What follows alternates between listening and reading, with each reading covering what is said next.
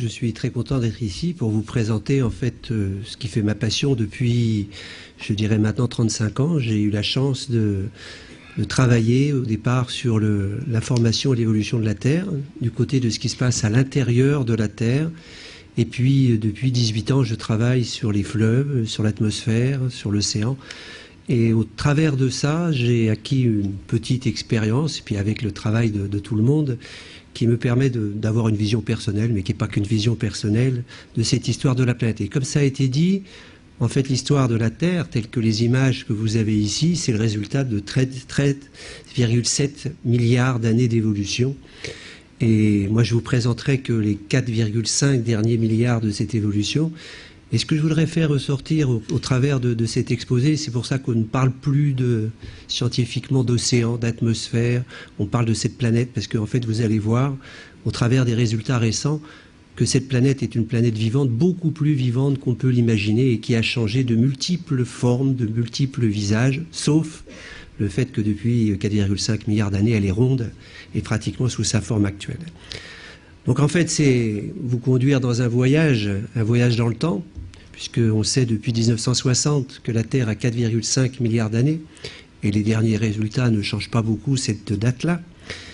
C'est aussi un voyage à l'intérieur de la Terre, car les découvertes qui ont été faites grâce principalement aux études de la sismologie ont permis en fait de découvrir que notre Terre à l'intérieur était complexe, qu'on avait un noyau.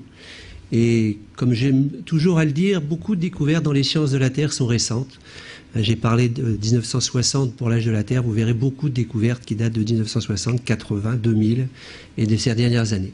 Puis on a découvert quelque chose qui était important aussi, une dame, Madame Lehmann, a découvert la présence de noyaux liquides. Alors ça pourrait être anecdotique, c'est pas anecdotique, puisque vous savez que le champ magnétique terrestre est lié à la présence à l'intérieur de la Terre d'un noyau.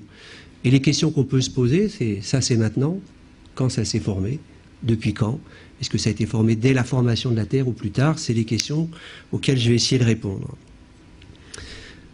Comme je le disais, notre planète est une planète vivante. Et je pense qu'on ne peut pas commencer un exposé sur la Terre est une planète vivante sans cette révolution des années 1960, qui est la dérive des continents, qui avait été présentée par Wegener, et en fait qui a été refusée par les géophysiciens. Et puis après, on a eu en 1960 la tectonique des plaques.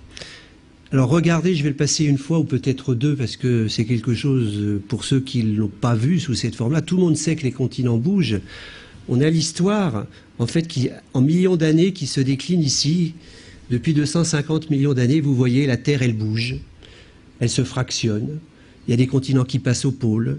Il y a des continents qui se mettent aller à toute vitesse comme l'Inde, une collision, cette collision, elle a comme conséquence de modifier complètement la structure de l'Asie.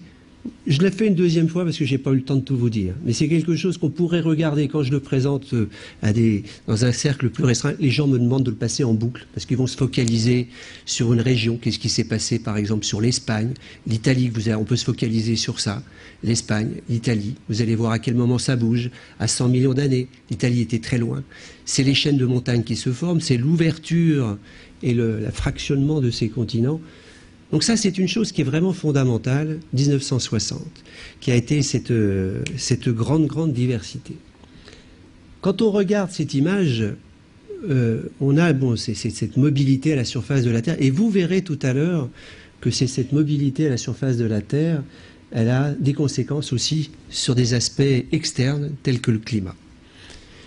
On sait maintenant, avec les progrès de la géophysique, quelles sont les sources. C'est parce qu'on a la chance d'avoir une planète qui est assez grosse. Cette planète est assez grosse, elle a encore assez d'énergie, de chaleur, pour pouvoir faire des mouvements qui lui permettent de faire des déplacements. Ça, c'est ce qui se passe. La deuxième chose qui est fondamentale, qu'on ne voit pas dans l'image précédente, c'est les chaînes de montagne. Les chaînes de montagne, vous avez les grandes chaînes de montagne, toujours aux alentours des années 1960, avec des chaînes qui font 60 000 km de long, qui se trouvent pratiquement au centre des océans, et qui font plusieurs kilomètres de hauteur. Et puis, on a deux grands types de montagnes. Ce qu'on a sur les Andes, quand la croûte océanique repart à l'intérieur de la Terre, on forme ces chaînes de montagnes, et on peut vous les former aussi quand, par exemple, l'Inde rentre dans l'Asie, et on a des formations de très hautes chaînes de montagnes. Il y a quelque chose aussi qui est très très important, et vous verrez dans l'histoire de la Terre, il y a des choses qui n'existaient pas il y a quelques dizaines de millions d'années ou quelques centaines de millions d'années qu'on ne voit pas. À l'heure actuelle, on a quelque chose qui est très particulier, c'est le volcanisme. Alors ce volcanisme, un type de volcanisme, c'est ce qu'on appelle les points chauds, c'est de la chaleur avec du magma qui arrive à la surface, et il est relativement stable par rapport à ce qui se passe à la surface. Et donc, il crée des guirlandes d'îles. Le plus célèbre, c'est le volcanisme d'Hawaï, qui est actuel ici. Mais quand vous regardez toute la guirlande d'îles, eh ben ici, c'était quelque chose qui était à 67 millions d'années. Alors, on a eu une période qui faisait dans cette direction-là, une période qui est dans cette direction-là, simplement parce que la plaque qui passait au-dessus a changé de direction. Et le point, en fait, il est relativement stable. Alors ça, c'est quelque chose, parce que c'est le volcanisme, et vous verrez au cours de mon exposé que le volcanisme est quelque chose d'essentiel pour d'autres choses que simplement la géologie. La deuxième chose qui est fondamentale, qu'on n'imagine pas, mais qui a existé dans l'histoire de la Terre, c'est que de temps en temps, vous avez des provinces qu'on appelle des provinces volcaniques. Quand vous voyez Hawaï au jour d'aujourd'hui, ce n'est rien par rapport à ce qui s'est passé à certaines histoires. Le volcanisme du Décan, et j'y reviendrai tout à l'heure, c'était 500 000 km² actuels sur 3 km d'épaisseur qui se sont mis en place en moins d'1 million d'années. Il y a des périodes en Sibérie, plus loin en Sibérie, plus loin dans l'histoire de la planète, qui se sont mis en place sur 3 millions de km². Donc imaginez-vous les conséquences que ça peut avoir, non pas seulement sur les sciences de la Terre, mais aussi sur les conséquences que ça peut avoir sur le fonctionnement global de notre planète. Et une chose qui est intéressante, c'est qu'en fait, ce volcanisme, qui est un volcanisme catastrophique, on n'a pas d'image. On ne parlerait pas de changement climatique, et je vous le montrerai tout à l'heure. À ces périodes-là, l'histoire climatique a été complètement changée. Ce qui est intéressant, c'est que quand on a ces grands événements catastrophiques, volcaniques, et je vous montrerai des chronologies tout à l'heure, eh bien en fait, le point de départ, c'est le volcanisme de point chaud. C'est-à-dire que quand vous avez l'initiation d'une quelque chose à l'intérieur de la Terre qui a besoin de sortir, on va prendre l'exemple, célèbre exemple du Décan. Le Décan, il y a 65 millions d'années, s'est mis en place de manière catastrophique, puis maintenant il y a un petit filet qui continue et qui va conduire jusqu'au volcanisme de la Réunion. Donc toutes les grandes provinces basaltiques sont à l'heure actuelle enregistrées par du volcanisme qui sont ces points noirs. La deuxième chose qui est importante, c'est que vous allez me poser la question, je vous ai montré que les continents, ils se cassaient. Mais comment ils se cassent? Ben, c'est une question qui n'est pas si facile que ça. Il faut la chaleur, il faut l'énergie. Et en fait, les continents qui se cassent, ils se cassent parce qu'on a des points chauds qui mettent de la chaleur, qui sont en train de fragiliser la croûte. Et comme la convection est dessous, progressivement, ça peut casser. L'évolution du climat de la Terre. Donc j'y reviendrai tout au long de mon exposé, des grandes évolutions, et on essaiera d'avancer, mais l'évolution du climat de la Terre, on parle beaucoup du climat actuel, on parle beaucoup de nos petites variations de 4 degrés. Je peux vous dire, par rapport à ce qui s'est passé depuis 4,5 milliards d'années, ça n'a rien à voir. Et la vie, par contre, et j'y reviendrai à la fin de l'exposé, la vie, elle s'est toujours maintenue. 4,5 milliards d'années avec des périodes qui étaient excessivement chaudes, qui étaient comme certaines planètes que vous avez peut-être présentées, Thérèse d'Ancrenas, pas vivables, qui ressemblaient peut-être à ça. Notre planète, il y a quelques milliards d'années, ressemblait peut-être à ça. Puis il y a une période de l'histoire, maintenant on sait qu'elle ressemblait à ça. C'était une planète entièrement gelée. Et puis on a notre planète actuelle. Comment ça s'est passé? Est-ce que le climat va de plus en plus chaud, de plus en plus froid? Est-ce qu'il oscille? Qu'est-ce qu'il contrôle? Pourquoi on a une régulation? C'est ce que j'essaierai d'exposer autour de cet exposé. Alors on va revenir assez rapidement sur un certain nombre de points. Formation de notre planète. En fait, c'est les gens qui font de la planétologie comparée, qui regardent les autres planètes. C'est les informations des géochimistes. Alors je suis géophysicien, mais je suis surtout géochimiste, qui ont des outils pour dater les roches, pour comprendre l'histoire des roches, et puis les géophysiciens, et bien sûr des modèles. C'est l'ensemble de ces informations-là qui nous permettent d'avoir des histoires.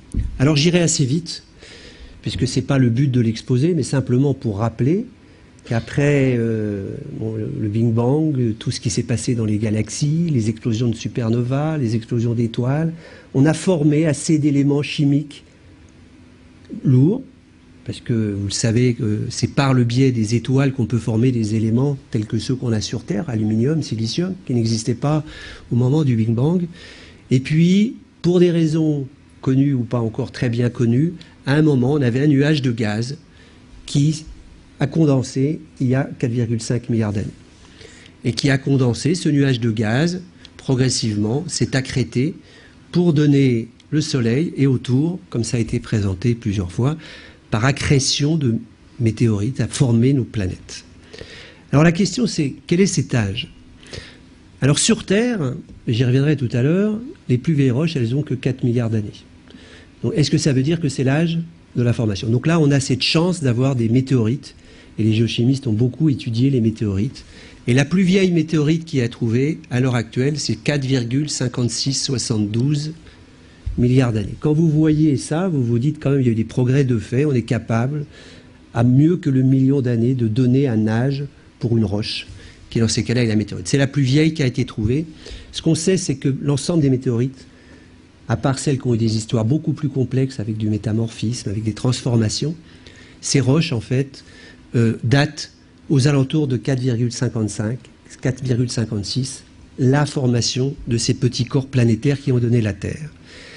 La deuxième chose qu'on sait et qui est très très importante, c'est que la différenciation, c'est-à-dire de passer d'un nuage jusqu'à des roches aussi différentes que des météorites de fer, que des silicates. Alors on me posait la question, qu'est-ce que c'est des silicates? Eh bien, c'est de la silice associée à l'aluminium, à d'autres éléments, calcium, qui vont donner des roches silicatées. Les granites, les basaltes sont des silicates.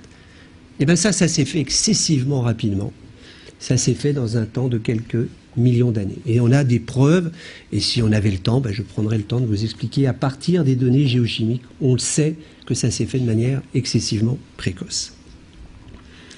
La deuxième chose qui est fondamentale, c'est qu'on ne comprend cette histoire de la formation que par des chocs permanents qui se sont produits dans les phases initiales de la formation de notre planète. Il faut imaginer qu'il y a eu ces météorites, ces rassemblements de petits corps, puis qui se sont concentrés, qui ont donné des choses plus grosses, et qu'en fait on a eu un bombardement météoritique. Alors le meilleur exemple qu'on a pu sur Terre, parce que notre planète est une planète vivante, c'est d'aller chercher d'autres planètes ou d'autres histoires, comme la Lune, et le cratère de la Lune. Vous savez qu'il y a un côté de la Lune où il n'y a pas de cratère, parce que ça s'est retourné et c'est plus tardif.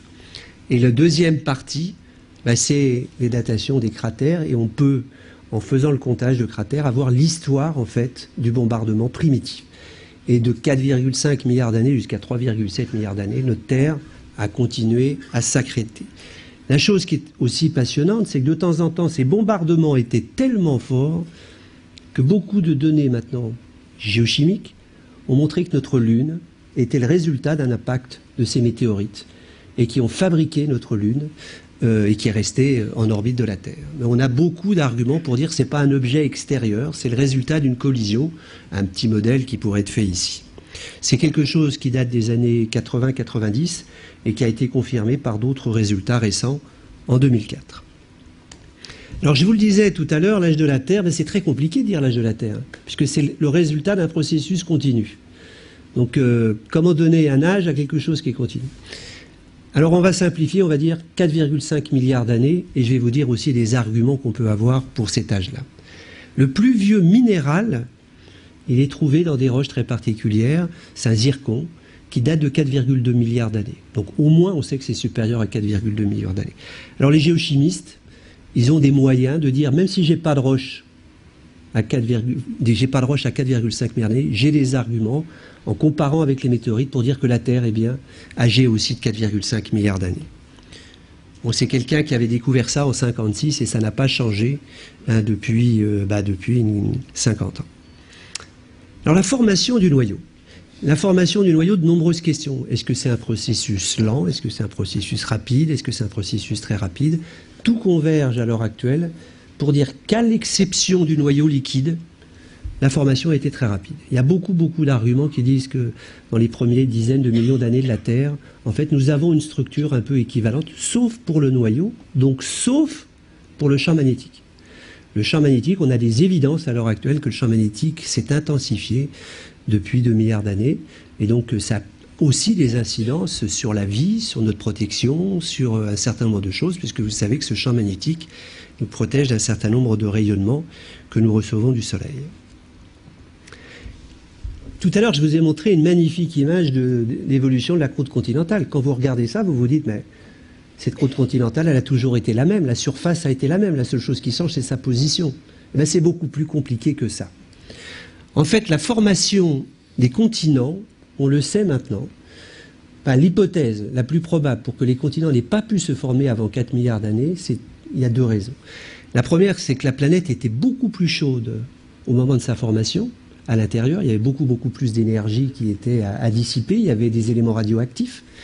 Et donc c'était beaucoup plus chaud.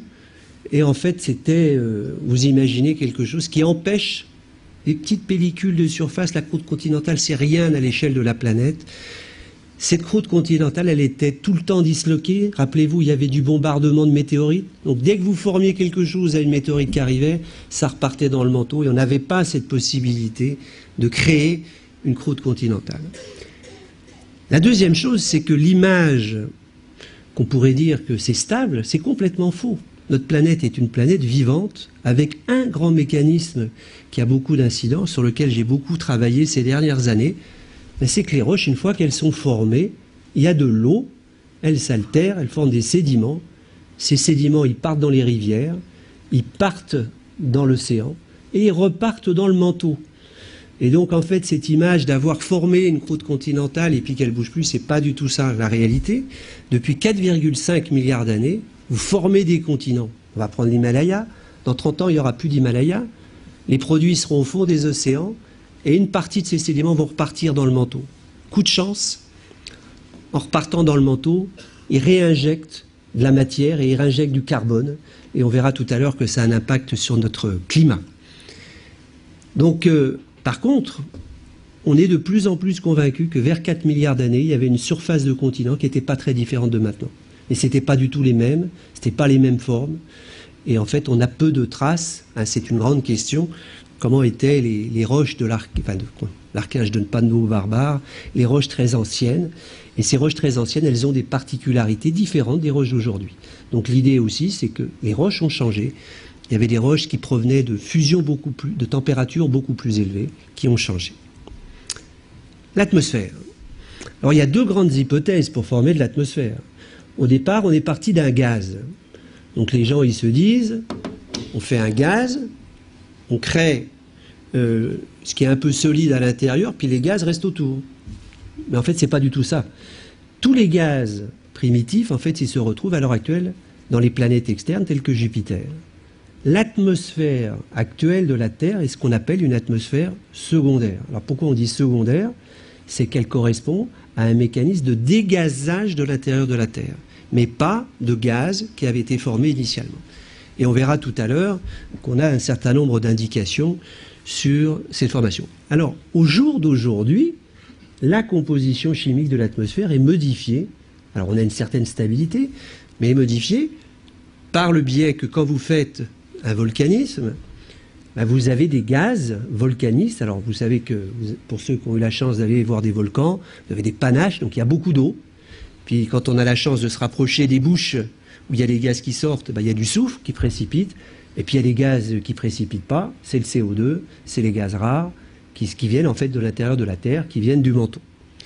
Et puis un deuxième moyen de faire de l'atmosphère aussi, c'est que quand vous faites des bombardements, je vous ai dit que c'était quelque chose de clé dans l'histoire de la Terre. Quand vous faites des bombardements comme ça, vous fondez les roches. Là, c'est un tout petit cratère, mais imaginez que vous ayez des cratères gigantesques. Et bien, en fait, vous avez fondu les roches. Et à partir de ce moment-là, vous avez aussi fait de l'atmosphère. La chance de la Terre, il faut le savoir, c'est qu'elle a une taille telle qu'elle retient les gaz légers. Et on n'est pas comme Mars, qui perd ses éléments légers, donc on n'a plus d'atmosphère. Donc on garde les éléments légers, c'est important parce que si on était plus petit, même s'il se passait la même dynamique à l'intérieur, eh ben notre planète serait une planète froide et une planète gelée. Mais comme on garde les gaz, eh ben ça nous permet d'avoir...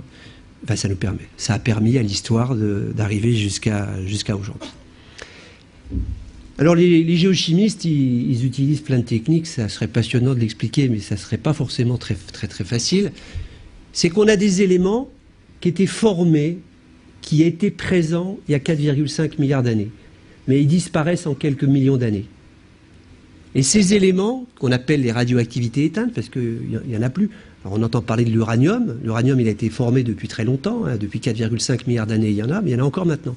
Il y a des éléments comme l'iode 129 qui ont été formés au moment de la formation de la Terre, qui n'existaient plus au bout de quelques millions d'années, et qui ont formé du xénon 129. Et à partir de ce moment-là, on retrouve dans l'atmosphère des compositions, alors on appelle ça des compositions isotopiques, qui permettent de dater l'âge de l'atmosphère pour certains gaz. Et on sait maintenant que pour le xénon, pour l'argon, pour les gaz rares et un certain nombre de gaz inertes, eh ben, l'atmosphère a été formée il y a 4,50 milliards d'années. Donc ça s'est fait de manière excessivement précoce. Par contre, il y a des gaz qu'on a maintenant, que vous connaissez très bien, tels que l'oxygène, eh ben, il n'existait pas du tout. Il y a d'autres gaz, comme le CO2, qui ont une histoire beaucoup plus compliquée. Il y a du CH4, je vais en parler tout à l'heure, qui aussi ont une histoire beaucoup plus compliquée. Ce qu'il faut retenir, et je l'ai dit tout à l'heure, c'est important, c'est qu'une partie de ces gaz repartent dans le manteau et permettent progressivement aussi à la Terre de toujours avoir du CO2 qui arrive par le volcanisme. Imaginons, et je vous dirai tout à l'heure, que ce CO2 ne reparte pas dans le manteau, et bien à un moment, il n'y aura plus de CO2 qui arrivera par le volcanisme. N'ayant plus de CO2 qui arrive par le volcanisme, il n'y a plus de gaz à effet de serre, et notre planète aurait terminé dans une planète peut-être gelée. L'évolution de la vie. Alors l'évolution de la vie, ça demanderait beaucoup plus que 2 minutes que je vais passer. C'est une histoire passionnante quand même de notre planète. On sait maintenant que depuis 4 milliards d'années, depuis les premières roches pratiquement, on a trouvé des traces de vie. Par contre, vous savez que la grande explosion s'est faite aux alentours de 600 millions d'années et que cette évolution ne s'est pas faite de manière simple, elle s'est faite avec des grandes crises, qu'on appelle les crises biologiques. Alors une qu'on parle tout le temps, c'est la limite Crétacé-Tertiaire, parce que c'est l'extinction des dinosaures, mais il y en a beaucoup d'autres et de plus importantes qui ont eu lieu dans l'histoire. Alors on ne va pas les analyser, mais je reviendrai tout à l'heure, parce qu'il y a plusieurs phénomènes. Pourquoi il y a eu cette crise, un changement important à 600 millions d'années? Il y a des pistes à l'heure actuelle de réflexion. Pourquoi on a ces crises biologiques? Et ce que je vais essayer de vous présenter, c'est en quoi l'apparition de cette vie, pourquoi elle a été possible, et aussi qu'est-ce qu'elle a entraîné comme modification.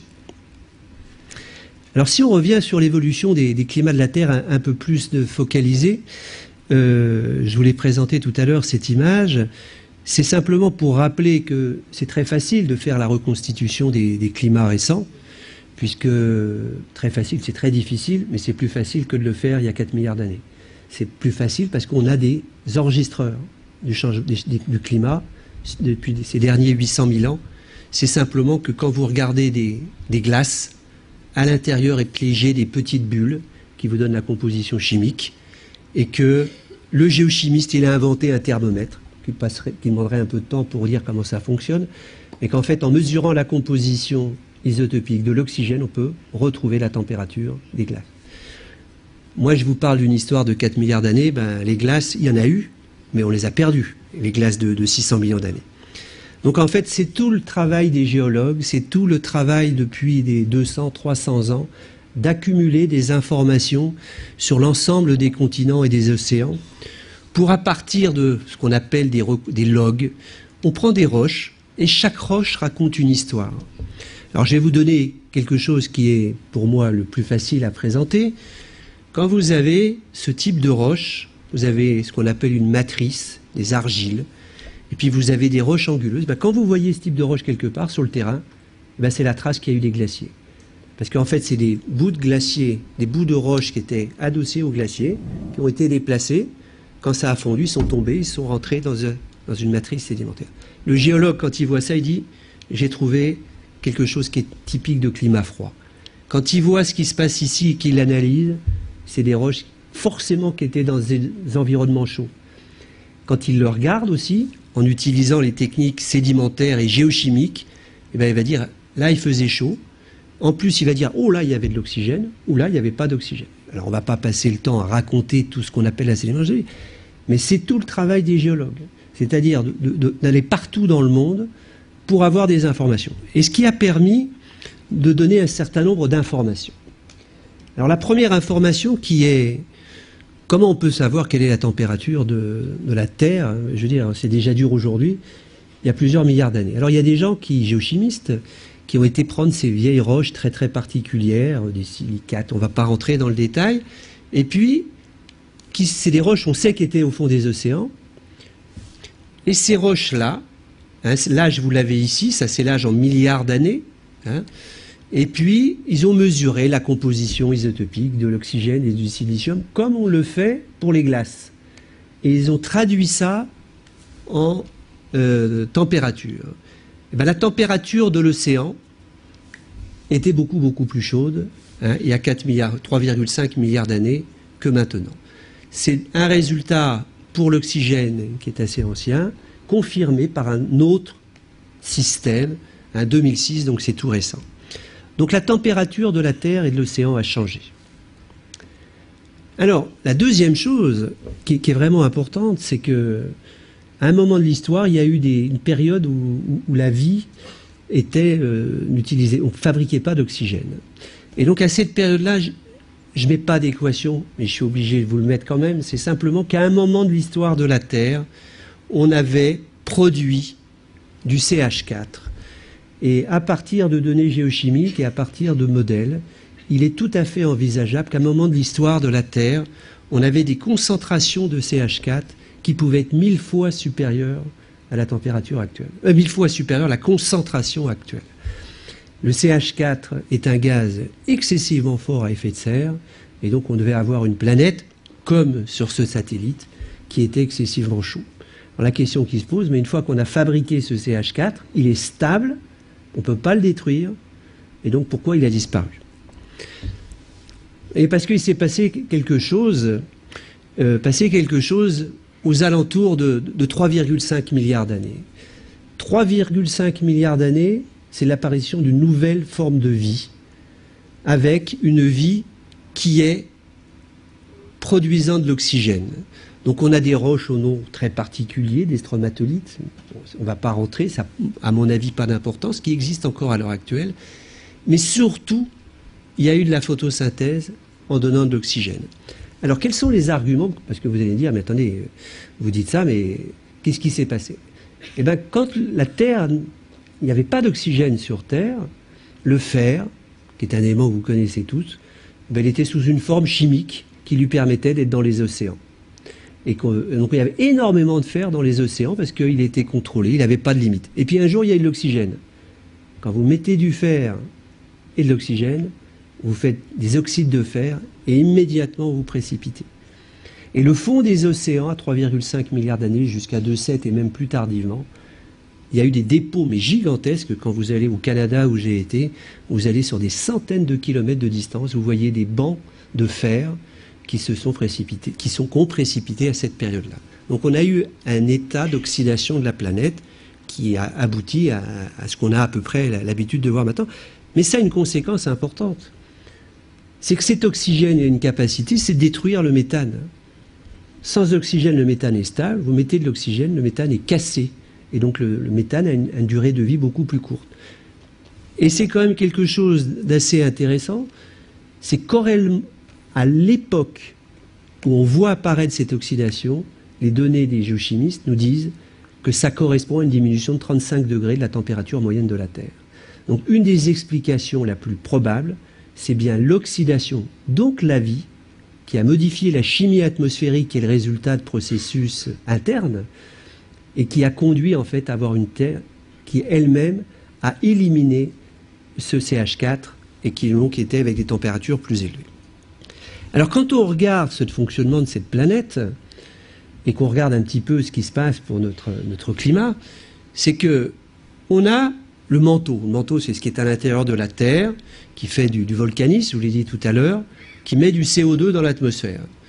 Et puis aussi, il y a des mécanismes, je n'ai pas le temps de parler, un peu dans les chaînes de montagne, il y a aussi du CO2 qui va dans l'atmosphère. Et puis ça s'accumule dans l'atmosphère. Ben, vous allez me dire, s'il n'y a pas de mécanisme qui le piège, ben, le CO2 il va monter. Et on va avoir une planète qui deviendra invivable parce qu'on aura beaucoup trop de CO2. Donc il y a un mécanisme qui piège ce CO2, Et ce mécanisme qui piège, il est peu connu. Enfin, il est peu connu. Il est à la fois peu connu et, d'autre part, il est relativement clé. Et avant de vous parler du mécanisme qui piège, je vais vous dire quelque chose quand même que je ne vous ai pas présenté. Je ne vous ai pas parlé du soleil. Vous allez me dire, vous ne pouvez pas parler du climat si vous ne parlez pas du soleil. Le soleil, les astrophysiciens, ils nous disent quoi? Ils nous disent, tous les modèles que nous avons, quand on compare avec les données de formation d'étoiles, le soleil, au moment de sa formation, il avait une quantité d'énergie qu'il envoyait dans l'espace qui était beaucoup plus faible que maintenant, 25%. Les modèles disent, il y a 7%, en 700 millions d'années, il y avait 7% de moins d'énergie qu'on recevait du soleil. Alors vous allez me dire, 7%, c'est pas grand-chose. Quand vous passez du glaciaire à interglaciaire, c'est des 0,1% ou des variations très faibles. Quand vous avez des variations de 7% d'insolation du soleil, c'est considérable. Et quand on regarde le travail de tous les géologues que je vous ai présenté tout à l'heure, quand je le mets dans un diagramme très simple, l'âge, 570 millions d'années jusqu'à l'actuel, j'ai des périodes, j'ai pas de thermomètre comme pour la glace, hein, on n'est pas prétentieux quand même. J'ai des périodes plus chaudes, en rouge, j'ai des périodes plus froides, en bleu. Qu'est-ce que vous constatez? Eh bien qu'il y a quelque chose d'extraordinaire. On a des grandes variations, on a des variations chaud-froid. Le soleil est de plus en plus chaud et pourtant la température ne semble pas bouger. On ne semble pas aller vers un réchauffement de notre planète. Et donc la grande question qu'on se pose, et qui a été posée depuis 1980, c'est de dire, mais qu'est-ce qui assure cette stabilité, la planète, bien qu'il y ait des variations? Il ne faut pas dire que stabilité égale non-changement. Mais on a une capacité, enfin la planète a une capacité, que quand il y a un événement très chaud, eh bien, il y a des processus qui vont corriger ce flot très chaud pour revenir à un équilibre. Et qu'est-ce qui contrôle ça? Eh bien, en fait, c'est qu'il y a un mécanisme qui repompe ce CO2 atmosphérique. Alors j'ai choisi dans l'exposé de ne parler principalement que du carbone, je pourrais parler à la fin d'autres gaz à effet de serre. J'ai parlé du CH4, mais il y en a d'autres. Le CO2, il part. Alors quand vous avez de l'eau, et ça tout le monde le sait, vous prenez un granit quand vous vous promenez, et puis je vous ai dit tout à l'heure qu'au bout d'un certain temps, il y avait des sédiments, puis il y avait de l'eau. L'eau, c'est pas de l'eau pure. L'eau, c'est pas de l'eau du ciel. L'eau, elle interagit avec les roches et dedans, vous allez vous regardez les bouteilles Evian, vous regardez toutes les eaux, elles contiennent du calcium, elles contiennent du carbonate, elles contiennent des silicates. C'est ce qu'on appelle l'interaction entre l'eau et les roches, c'est l'altération. Et là, il y a quelque chose qui est particulier, c'est que vous mettez sous forme dissous des éléments qui se retrouvent dans l'océan. Donc notre machine Terre, elle transporte du continent jusqu'à l'océan des éléments chimiques. Puis dans l'océan, il y a un moment, la machine, elle dit, mais j'ai trop de calcium, j'ai trop de bicarbonate, donc, qu'est-ce que je vais faire? Je vais précipiter. Et on précipite des dépôts de carbonate. Mais ces carbonates, c'est quoi? C'est du calcium et du CO2. Et en fait, une partie du CO2 de l'atmosphère va se retrouver dans les dépôts carbonatés. Donc c'est le mécanisme, et on en est sûr maintenant, c'est le mécanisme qui est à la fois le mécanisme qui évite à notre planète de devenir trop chaude, ce qui veut dire que si un jour on était passé dans des périodes où l'eau n'était pas passée dominant, nous n'aurions pas ce mécanisme régulateur. Sans eau, vous n'avez pas de mécanisme régulateur. Alors je ne vais pas rentrer dans le détail, mais quand vous altérez des roches comme les granites ou les basaltes, eh bien en fait, vous pompez une molécule de CO2 de l'atmosphère pour le stocker dans les océans. On y reviendra peut-être au cours des questions. L'idée qu'on a à l'heure actuelle, mais le CO2 qu'on a de trop aujourd'hui dans l'atmosphère, il faudrait peut-être trouver un mécanisme qui accélère ce mécanisme naturel. Alors ce mécanisme naturel, il fonctionne très bien. Il a un seul défaut, c'est qu'il est excessivement lent. Et je vous le dirai tout à l'heure sur une des images. La deuxième chose qu'on a découvert, parce que j'ai eu cette chance de partir depuis 1993, je suis parti sur tous les fleuves du monde, je suis parti sur presque toutes les rivières, sur tous les continents, pour essayer de comprendre comment se passait cette altération. Donc j'ai fait énormément de missions de terrain, et j'ai découvert, avec l'aide de pas mal de personnes, et y compris à Paris, qu'un paramètre clé, c'est la quantité d'eau qui interagit avec les roches. Que plus il fait chaud, plus cette machine d'altération est efficace. Et mais vous verrez aussi, on a découvert quelque chose de très original, c'est que les basaltes s'altèrent beaucoup, beaucoup plus que les granites, et ça a des incidences sur notre évolution climatique. Et on a découvert aussi, mais c'est une vieille, vieille idée de la fin du siècle, que les chaînes de montagne jouaient un rôle sur le climat de la Terre. Ce qui est fondamental, c'est que le mécanisme régulateur qui a été proposé en 1980 par un dénommé Walker est quelque chose qui reste d'actualité. C'est le mécanisme qui évite à la Terre de diverger soit sur du trop chaud ou sur du trop froid.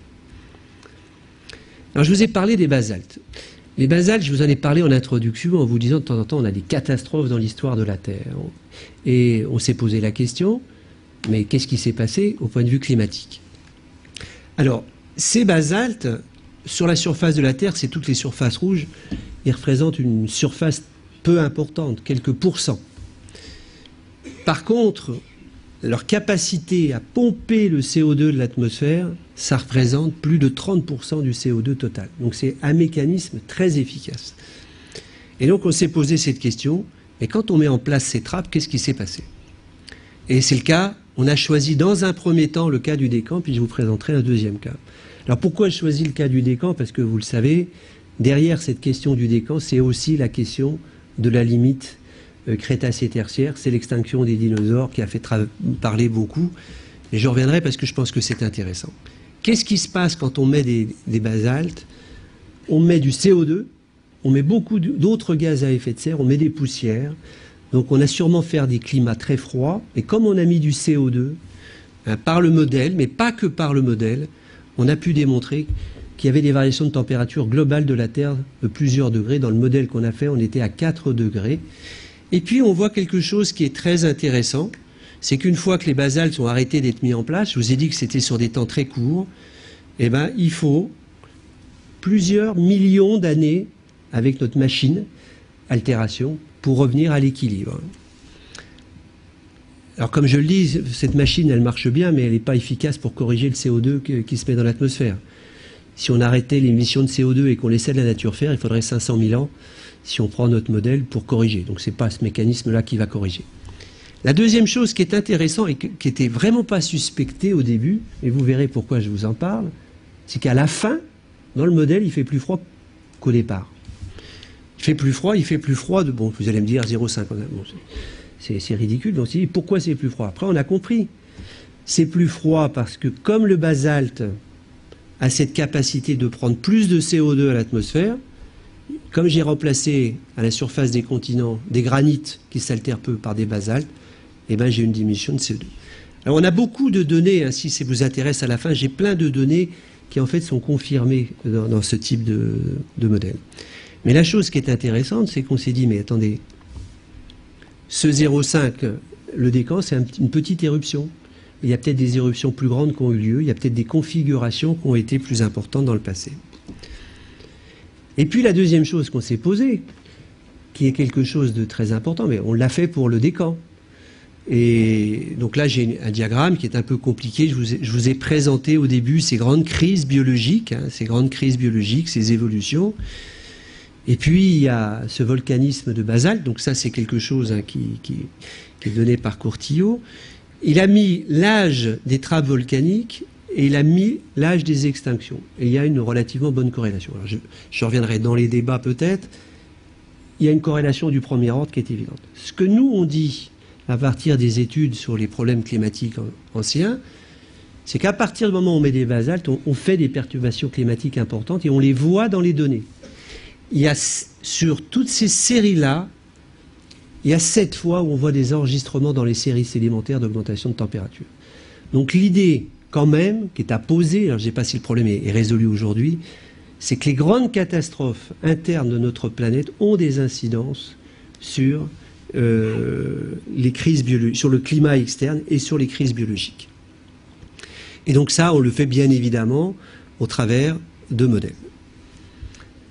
La question qui est posée au point de vue des grands phénomènes, c'est, maintenant on en est sûr, il y a eu des périodes de l'histoire de la Terre, au moins 3, où la Terre a été ce qu'on appelle une Terre boule de neige. On appelle, alors les Anglais l'appellent la snowball, une Terre qui était entièrement glacée, donc il y avait des glaces à l'équateur. Alors comment on le fait? Je vous l'ai dit en introduction, c'est que vous avez des continents à l'équateur, à une certaine période de l'histoire. Vous regardez les roches sédimentaires qui se sont formées, et on voit qu'il y avait des roches de type des sédiments de type glaciaire. Et quand on le fait sur un ensemble de différentes séries sédimentaires, on s'aperçoit qu'à un moment de l'histoire, il y a eu des périodes de très très grand froid. Alors est-ce que la Terre était entièrement glacée ou est-ce qu'il restait une partie non glacée? Je veux dire, on en reviendra à la discussion, c'est pas important, mais par contre, il y a eu des périodes de très très grand froid et qui ont toujours été associées par des sorties de ces grandes glaciations, par des périodes très très chaudes et avec des précipitations très particulières de roches. Alors, et maintenant c'est beaucoup plus clair qu'il y a je dirais 5 ans, on a eu une période de glaciation il y a 750 millions d'années, puis on a une deuxième période de glaciation à 600 millions d'années. Mais alors là, il faut voir, complètement différent. Cette période de glaciation, les continents, ils étaient au pôle. Donc ça change complètement les choses. Par contre, cette période de glaciation, les continents étaient à l'équateur. Maintenant, il y a de plus en plus de données. Alors la question est, mais comment je peux avoir une planète qui peut rentrer dans une phase de glaciation? Première hypothèse, tout d'un coup, il y a eu un trou de chaleur avec le Soleil. Pourquoi pas? Difficile à tester. Mais surtout, on n'a aucune idée au point de vue de la physique des planètes, des étoiles, de se dire tout d'un coup, on aurait eu un trou de température aussi important. Et on a utilisé tout le travail qui avait été fait avec mes collègues pour essayer de regarder quelles étaient les causes, puisqu'on se dit le mécanisme qui régule le climat, c'est l'altération. Mais si ce mécanisme s'est emballé, à partir de ce moment-là, il a peut-être créé une glaciation. Et le modèle qui est publié, qui est un modèle 2003, 2004, 2005, c'est de dire quoi? C'est de dire, je vous l'ai dit au départ, quand vous avez des continents, pour les casser, qu'est-ce qu'il faut faire? Il faut mettre des basaltes. Les basaltes, ils s'altèrent plus. Donc déjà, vous favorisez le puits de CO2. Deuxième chose fondamentale, c'est que quand vous avez un méga continent, si vous faites l'eau, ne va pas à l'intérieur du continent. Vous prenez l'Australie, vous prenez le Congo, la pluviométrie est très faible. Si vous dispersiez au jour d'aujourd'hui l'ensemble des continents, des petits chapelets d'îles, vous auriez une quantité d'eau qui tomberait sur les continents qui serait 10 fois supérieure à ce qu'il est aujourd'hui. Et la température de la Terre, simplement par ce mécanisme-là, serait beaucoup plus froide. Quand on fait jouer dans les modèles cet fractionnement de continents, donc ce qui est le résultat de la dynamique interne de la planète. En plus, c'est à l'équateur, donc il fait chaud. En plus, on met des basaltes. Et quand on fait tourner les modèles, on arrive à des modèles où on passe par une période de chaud et puis on passe par une période de glaciation. Je ne dis pas que c'est le modèle qui va résister au cours du temps, mais l'idée derrière, c'est que ces variations climatiques intenses, c'est le résultat de processus internes, des processus qui modifient la circulation des océans, qui modifient la circulation atmosphérique, qui modifient l'eau, qui modifient le pompage de CO2. Et le rôle des chaînes de montagne. Comme je vous l'ai dit tout à l'heure, dans les résultats récents, on confirme que les chaînes de montagne, elles ont un rôle non négligeable sur le climat. Et j'y reviendrai tout à l'heure peut-être. Il y a une chose qui est difficile aussi à comprendre, on a ces grandes variations et le climat de la Terre depuis 60 millions d'années se refroidit. Et en fait, on est en train de débuter des modèles dans lesquels, si on fait rentrer le mécanisme de formation des chaînes de montagne, ces formations de chaînes de montagne, c'est le résultat aussi d'une diminution de la température de la Terre depuis des dizaines de milliers d'années.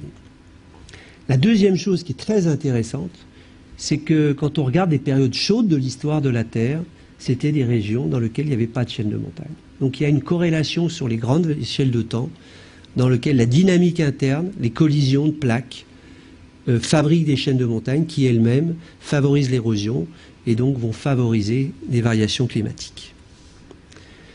Ce que j'ai essayé au travers de ce tout court exposé, c'est bien évidemment de vous dire le Soleil, et tout à l'heure dans les questions on viendra peut-être, il n'y a peut-être pas que le Soleil, il y a des gens qui pensent qu'on a du rayonnement cosmique, galactique, qui vient encore beaucoup plus loin que le Soleil, qui jouerait un rôle sur le fonctionnement de notre planète, que notre dynamique interne très très particulière, bonne type, avec forme dynamique interne qui continue au jour d'aujourd'hui, qu'on a la chance d'avoir eu l'eau, ça suffit pas, on a eu la chance d'avoir la vie qui elle-même a enlevé le CH4, et donc le soleil, la dynamique interne de la planète, l'eau et la dynamique externe, la vie animale et végétale, j'y reviendrai peut-être dans des questions, en fait ont permis les conditions nécessaires pour l'apparition de la vie, de sa diversité et de ses maintiens. C'est pour ça que je le disais en introduction, cette image qu'on avait historique, on a les sciences de la Terre d'un côté, les sciences du climat. Quand vous travaillez sur les sciences de la planète, en fait c'est une histoire qui est une histoire commune. C'est une histoire qui est très récente. Les gens qui se mettent ensemble pour essayer de raconter cette histoire, hein, qui est le thème de ces conférences, c'est très récent, ça date de moins d'une quinzaine d'années, sur lequel les gens se mettent vraiment ensemble pour essayer de découvrir quelque chose qui, pour moi, reste passionnant, qui est de reconstruire la compréhension de l'histoire du fonctionnement de notre planète. Et puis, bien évidemment, au travers de cette compréhension, c'est montrer un petit peu cette sensibilité, puisque il ne faut pas oublier que l'homme, aujourd'hui, est devenu le premier agent géologique, transporte plus d'éléments que l'ensemble des rivières, a des flux de CO2 à l'heure actuelle qui est 10 fois ce que je vous ai parlé, ou 100 fois supérieur à ce que je vous ai parlé. Donc l'homme agent géologique, déjà la nature toute seule, je vous ai montré qu'elle aboutissait à des transformations. Donc on peut bien sûr se poser des questions. Moi, ce qui m'intéresse quand même beaucoup, c'est de continuer à découvrir cette planète. Puis c'est pour ça que j'accepte toujours de venir rencontrer les gens, essayer de transmettre aussi cette passion.